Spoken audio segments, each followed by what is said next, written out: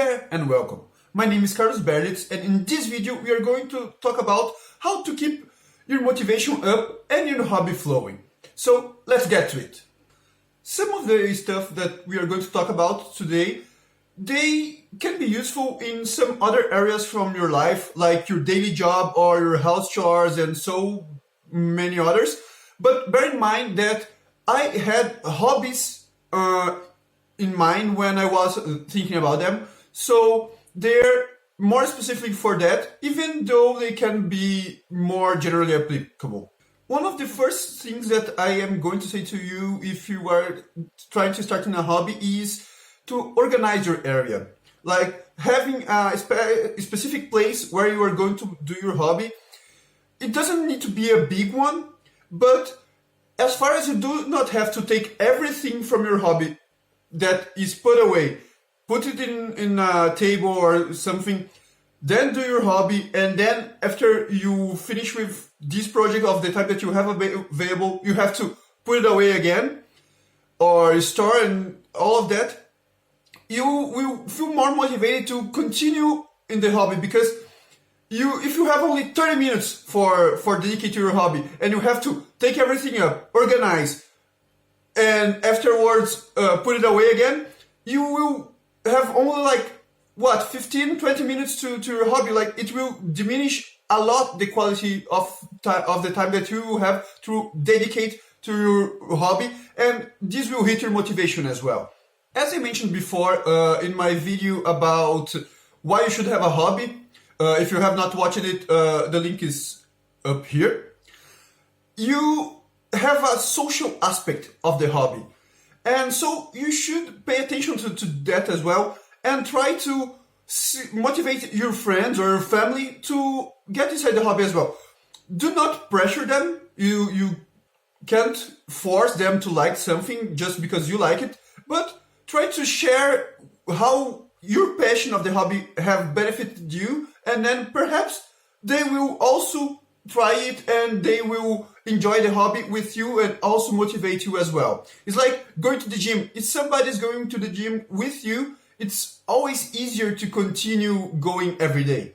Another thing that I like to do when I feel a little less motivated to my hobby is to watch videos, live videos, podcasts, and so on about the hobby, because that gets my creative juice flowing and get me motivated to try it as well. And so sometimes even try to implement the things that I watched in these videos to my hobby and see if I can get to the same results as well. The spark of creativity that comes from watching another podcast or series is one thing. Another that I think that is good is to set a schedule and follow it. Because if you have every week I will paint at least 1 hour on Friday, you will then get to it and already put your mind to that before starting. It doesn't have to be that strict. It's a hobby after all, but it's nice to have, if you have 3 hours to dedicate to your hobby, put a timer also when to finish it, because it's important that you do not force yourself or continue there so long that afterwards you can feel fatigued and then do not continue in another way, and then you just have a small dedicated time and afterwards 1 month without touching anything about it. Staying too much in one thing is not that healthy to you, and it can damage you in the long run or even alienate you from the outside world. Dedicate yourself. If you want 4-hour session of RPG or 3 hours painting a miniature, put a timer and then afterwards try something else or give it a little time just to refresh and touch the outside world as well. In case you need to refresh, do it. Really do it. You do not need to really get the hell away from the hobby, but you can try to do another thing. If it's an RPG and you are always playing, try jamming or try a one-shot with a different vibe. If you are building and painting models, perhaps you were just painting during a long time. Start building some models, or vice versa. try to keep that creative juice flowing by doing different things, like trying a new board game, or the same thing a little bit different. Like I mentioned, trying another system or doing a one-shot, changing who DMs and such. Another thing that you can try is a little bit more based on science, and it's known as the fresh start effect. I know that it can sound like it was more applicable to starting a new hobby. Perhaps it can be, but also it is important for continuing with your hobby.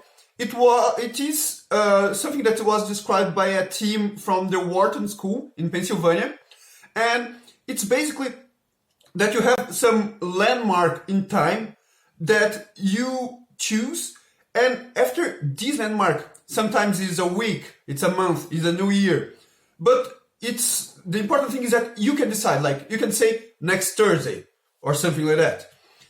And afterwards, after this landmark time, you start fresh in some way. So you let your imperfect self behind and try to focus more on your positive self. And also, you can try to see a little bit more in the big picture because you are starting new. So look the big picture, set up your goals, and it can also help you to then really implement an approach to realize your goals, to finish them.